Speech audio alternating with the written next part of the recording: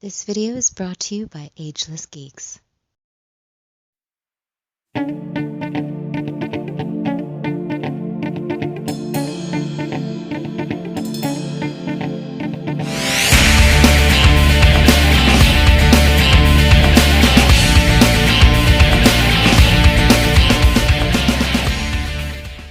Cowabunga dudes and dudettes, this is Anthony, aka BadBomb82, and today I'll be doing a review of the Star Wars The Black Series Crimson Empire Carnor Jax.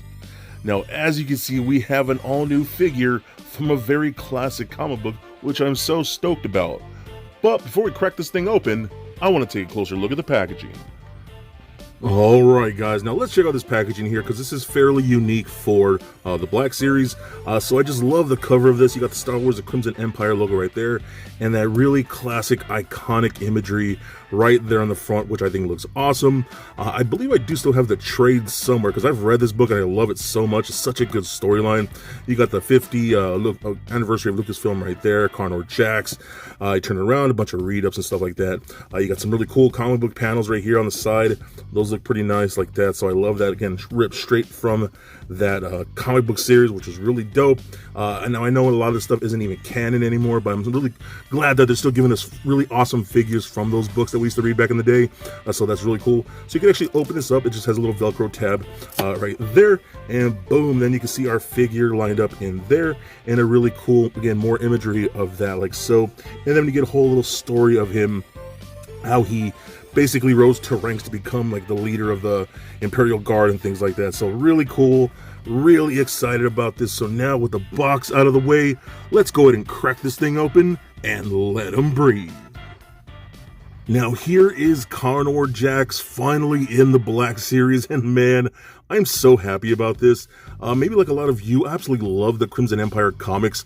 I read those back in the day and I still have them, and they're so awesome. I'm really glad that we're finally getting characters from that story into the Black Series line.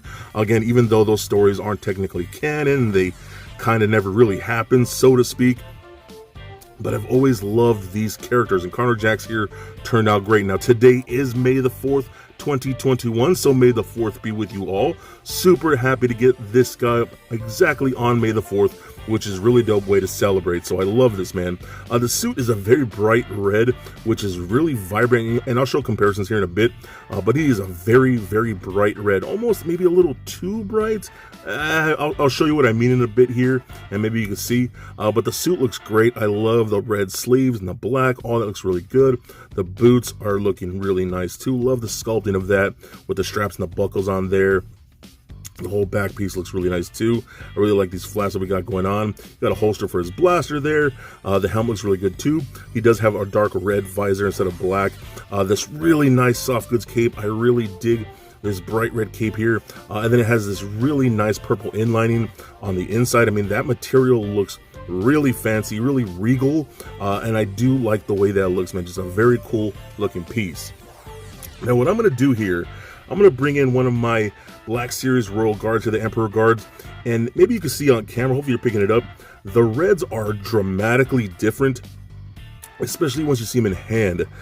He definitely has more of a bright orangish hue to his red, where these ones just have a really nice deep red. I prefer this red over this, and maybe it's not terrible. I mean, you can see here in comparison how dramatically different the colors are in close-ups like that. So that's I wish there was a little more red like this, you know what I mean? Not so bright of a red, but it's not terrible. I still really like the way this looks. And what I'll do here, I'll actually lift up the whole cape here. It is just the same body reused from the previous Royal Guards here. And I always thought, like, man, it's going to be so easy for them to make these characters because they already have everything right here for these guys. So it's pretty cool. Again, you see that darker red undersuit here where he has the red sleeves and black right here. You do see the buckles are painted on the original one. They're not painted over here. But again, it's all pretty much the exact same thing. So pretty cool seeing these side by side. You know, he is kind of like their main one, the main Royal Guard, I guess you could say at the time. But still very cool, man. I love this. What I also do like, he does have that hand where you can still hold little baton weapon that the royal guards use, if you want to do it with that. So that's pretty cool. So I dig that a lot. He also does come with this little blaster that we get here. There's such a tiny little gun, but you got the two little fingers sculpted over here, where you can actually hold it into the hand just like that. And I was never a big fan of these little pea shooter things, little pew pew pew. I just was never a big fan of those types of guns. But we also do get his dual bladed right here. I love this thing. This thing is awesome. Nice flat black with that great gripping sculpt like that, and the two silver blades on there. A really nice gunmetal silver, which looks really cool. So I really dig like that. And he holds it well in any hand.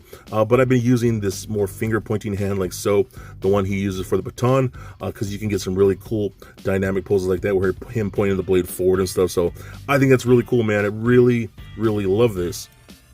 Now, I actually do still have my 3 3/4 inch version of the character from back in the day. I remember when this figure came out. Oh my god, I was in the hype of reading the books, and now I had this. This is still one of my favorite Star Wars toys at this scale. So now I finally have them in the 6-inch black series. So it's really cool seeing these side by side. Now I like this one right here. I do wish this one had more black. Like, and see how the sleeves are with the red sleeves right here, and then black on here with a little bit of red lining here. I wish this one looked a little more like that. Even this one has that more of a darker red compared to this one. Now the cool thing about this vintage one right here, or vintage, he actually had the removable helmet, which I thought was really cool. I love that, man. I thought it was such a cool thing. This one, you cannot do that. I was trying to see if there was an unmasked head sculpt in there, and I'm pulling and nothing's coming off. So I tried, and it looks like this is just a standard helmet. So it's a little disappointing, man, but I really wish we had gotten that unhelmeted head. That would have been really, really cool. Also, the other Royal Guard guy, so we had Corner Jackson, what was his name? Kanos or something like that. I can't remember his name, but this was like the black one, and same thing, he had a removable helmet. I always thought he was so cool, so I'm hoping we can get him next in this scale with this line. Just the whole black thing, black and red, looked really cool to me. And again, having these guys side by side was always really rad. So hopefully now that we got him in the black series, we can get this guy in the black series. So still, all of this looks amazing. I'm really excited to have this. So let's run down the articulation now. The head seems to feel like it's on a ball joint because the simple shape of this whole thing. It's very large and wide. You're mostly going to get left and right a tiny bit. That's about all you're going to get. Up and down a little bit, and wall side to side a very little bit. So not a whole lot of head motion. I'm just going to go full 360. Can't go up and out that far with the shoulders, so that's actually pretty nice. We got a single bend at the elbow, as well as rotation at the elbow, rotation at the wrist, as well as a hinge at the wrist, so that works out pretty good. We do get a ball peg in the midsection, so that rolls around very, very nicely. Does rotate left and right, crunches back and forth pretty good, so I like that, and pivot side to side. Hip joints can kick forward that far, back not so much, splits out to the side like so. A rotation in upper thigh. We got double jointed knees that bend about that far. We got ankle joints that go up, down, and a really sweet ankle rocker. So overall, I'm really stoked about this. Again, there are some things I would have changed, like some of the colors and things like that, but still, I'm just super happy that we're finally getting these characters again in the Black Series. I was such a huge fan of those comics, and I always wanted super awesome toys, which is why I was so stoked to get those 3 3/4 inch ones back in the day. But I've always been more of a 6-inch fan and a collector, so now we're getting them in that scale, and I'm so happy about this, and I think he is just definitely a must get. So for a quick size comparison, here he is standing next to a Marvel Legends Deadpool and McFarlane Batman figure. Also for comparison, here he is standing next to his 3 3/4 inch counterpart.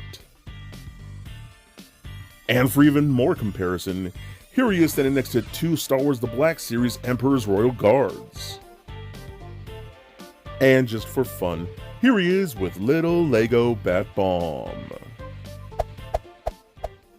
So there it is, guys, my review of the Star Wars The Black Series Kanos Jax.